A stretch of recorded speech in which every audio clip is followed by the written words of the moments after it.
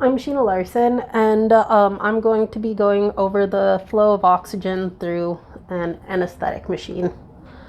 So, to start off with, we have our compressed gas canisters. So, this is an oxygen canister, an H tank chained to the wall here. And when this tank is full, it usually has a pressure of about 2,000 psi. So as you can see here, it only has about 1,000 at the moment. And then as it leaves the tank, the pressure is instantly reduced down to about 50 psi by this valve here. And then it's connected to a bunch of tubing where it goes to the rest of the clinic. And then it also branches here and connects to this anesthetic machine. So the oxygen comes through this tubing and it connects to the back of the anesthetic machine here, and then it branches. So it can go up into the oxygen flush valve here, which if you press this, it immediately bypasses all of that and it flushes straight oxygen into the system. Or it continues straight into the flow meter. The flow meter further reduces the pressure from 50 down to about 15 psi. So this is the flow meter. It measures the flow of oxygen through the circuit. So right now it is at 0, and I can just turn it. Somebody had that a little bit too tight. And there's different graduations. And you want to measure from the middle of the ball. So then that is at about 2 liters per minute.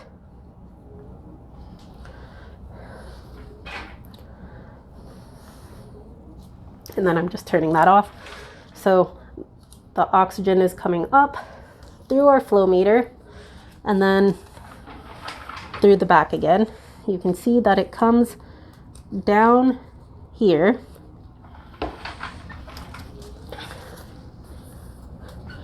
through here, and then it goes into the inlet of the vaporizer. So this is an isoflurane vaporizer. That's the anesthetic gas that we use.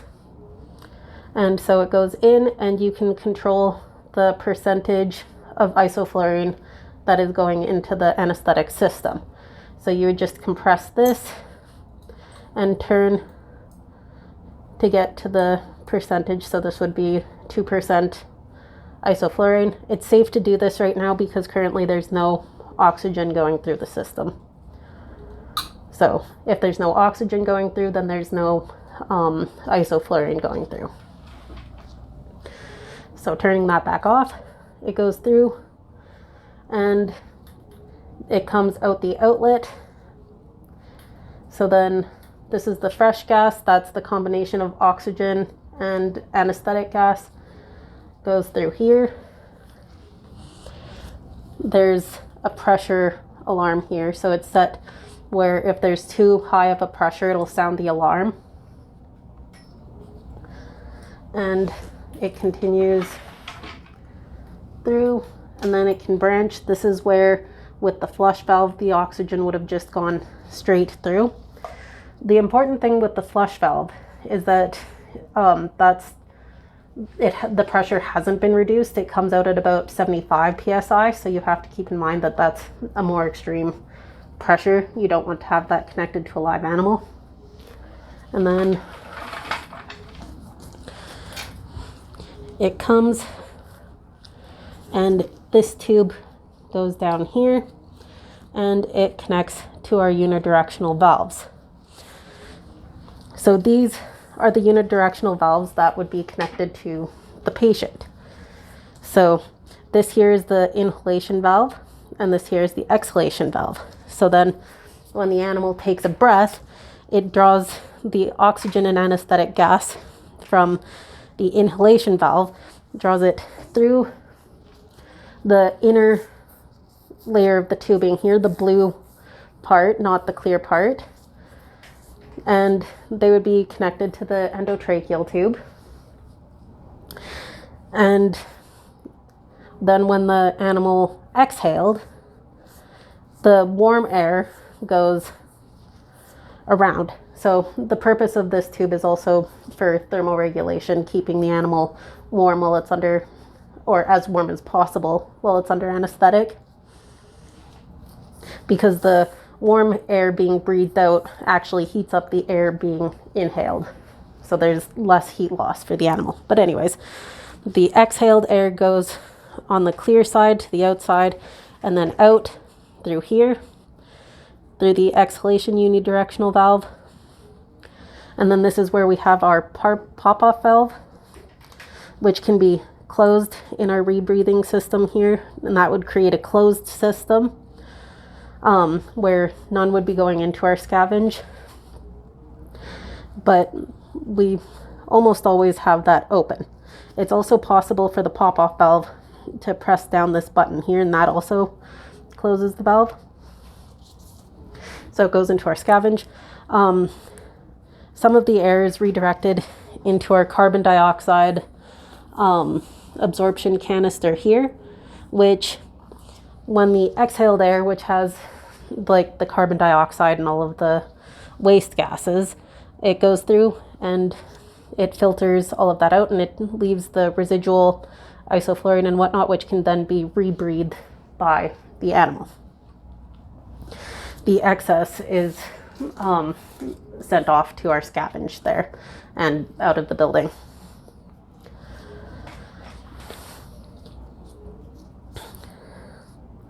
And then we have one part I didn't talk about was our pressure manometer, which this one here, it measures the pressure in the anesthetic system and therefore in the animal's lungs. So we don't want it to go above 20 psi. Another important feature of the anesthetic machine that I didn't talk about yet is the reservoir bags. So they're flexible bags here. They come in multiple different sizes depending on the size of the patient. So we have 1/2 liter bags, 1 liter bags, 2 liter bags like the one here, 3 liter bags. You determine the appropriate size for whatever patient you're working with, and it acts as a flexible storage for some of the anesthetic gases. And you'll actually be able to see the bag move when the animal breathes. So for example, here I'm going to turn off the pop-off valve and use the flush valve to fill the system with oxygen, and you can see the reservoir bag fill up. So I'm just holding off the end here to close our system, and so like when the animal breathes, it can change the pressure in the system, and when they breathe you can even see the bag change shape. So this bag is also very useful for animals that are apneic or breathing shallow, because you can breathe manually for them. So you can manually provide a breath every once in a while. So I'm just going to open up my open up my pop-off valve, flush the system going out the scavenger. So that is all parts of our rebreathing system. Now I'm going to be talking about oxygen flow through our non-rebreather system. So this is what we usually use for our smaller animals, so under 5 to 7 kilos. So in order to do that, I'm going to disconnect parts from the anesthetic machine from our rebreather system. So I'm going to attach the scavenger hose to this scavenger hose, and then I'm going to disconnect this part here. If you press here and pull, they just pop off, and then this part just pushes in and it creates a tight seal. So this is our non-rebreather system. So the oxygen still comes from the same source. It still comes from the H tank against the wall. It comes through all of the tubing and connects to the anesthetic machine in the same spot. And it goes through the flow meter. However, it's important to note that with this disconnected, the flush valve no longer flushes the oxygen through this system. So the oxygen is still going through our flow meter, and we can turn it on to 2 liters per minute. Turn it off again. The oxygen is now coming out here, coming out this hose, which connects to the inlet on our vaporizer, where it picks up the isoflurane gas.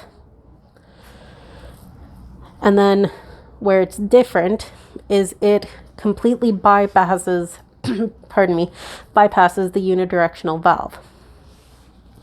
So it comes out to the outlet here, and then it connects to this tubing here, and then this here would be connected to the endotracheal tube of the patient. So when the animal inhales, it's coming back here, drawing the oxygen and isoflurane from here, going into the animal. We have our reservoir bag of an appropriate size here.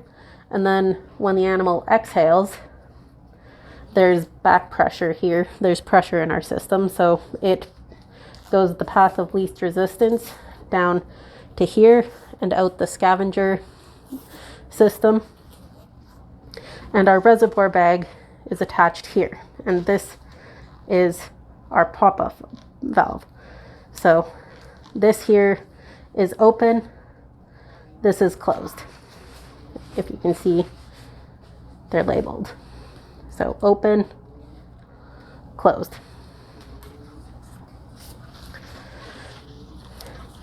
And the reservoir bag still serves the same purpose. It's a flexible storage unit, and you can use it for bagging the animal.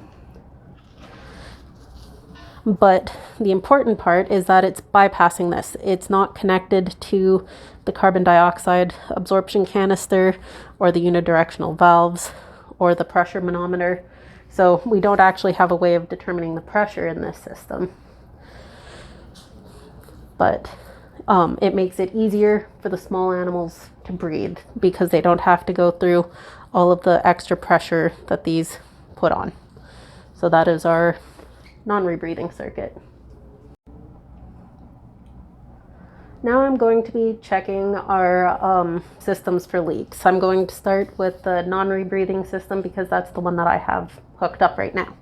So I am going to close the pop-off valve, and I'm going to put my thumb into this tubing here so that I'm creating a closed system. Then I'm going to turn on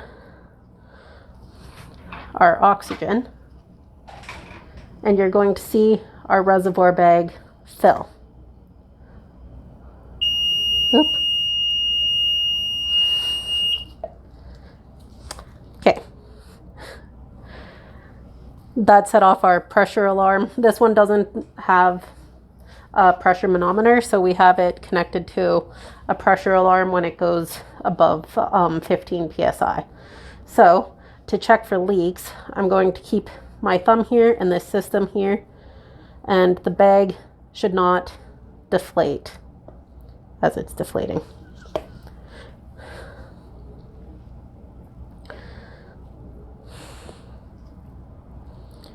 Oh. No, I don't think it was deflating. So for this here, the system should stay as it is. If I compress it, compress the reservoir bag, there we go, it should not be sending any air out of the scavenger system. Everything should stay intact. All of the pressure should stay within the system. If the reservoir bag compresses, flattens, then that shows that there is a leak.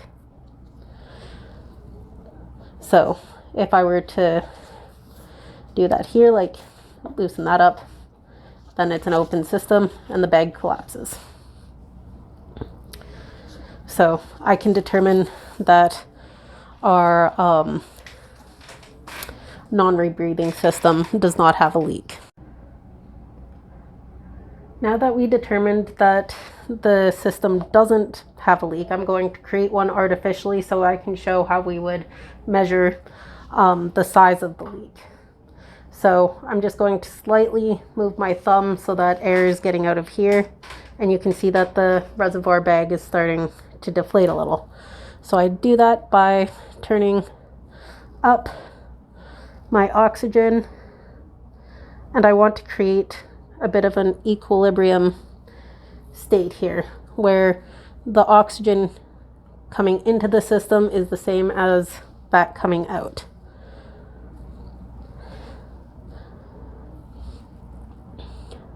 It's a lot easier with the pressure manometer, but our non-rebreathing system doesn't have one.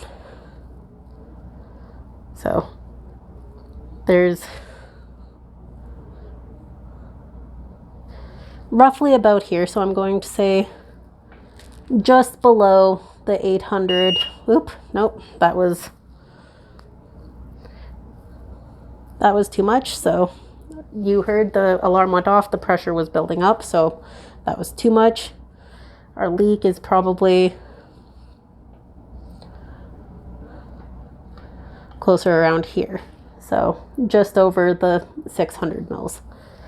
So the system is staying in equilibrium. The pressure is not building up. Our reservoir bag isn't getting any smaller. And so this is the size of the leak. So if we were to do flow calculations, we would have to add that volume onto there. Now I'm going to be checking for leaks on our rebreathing system. So I've hooked everything back up. So the first thing that I want to do is shut off my pop-off valve. So then that way the oxygen can't escape through the scavenger system. And then I'm going to block the end here with my thumb. And I'm just going to use the flush valve. And you can see our reservoir bag filling up. And I want to fill it up. Oop. Right. Our pressure alarm goes off around 15 psi, so I'm just going to keep it just below that, so then the alarm's not going off. So I'm just holding this here, and as you can see, the pressure is remaining constant.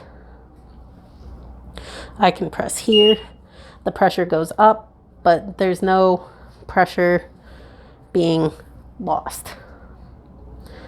So this means that there is no leak in our system.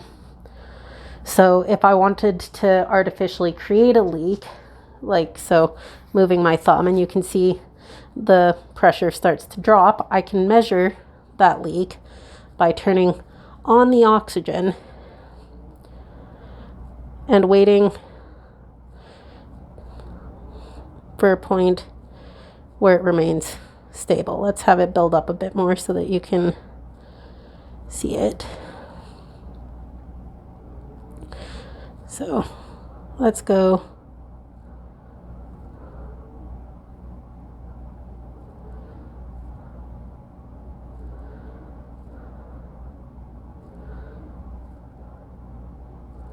Okay, so the needle on our pressure manometer has stabilized, so the pressure going in is the same going out. So this means that our leak is just over 1 liter per minute.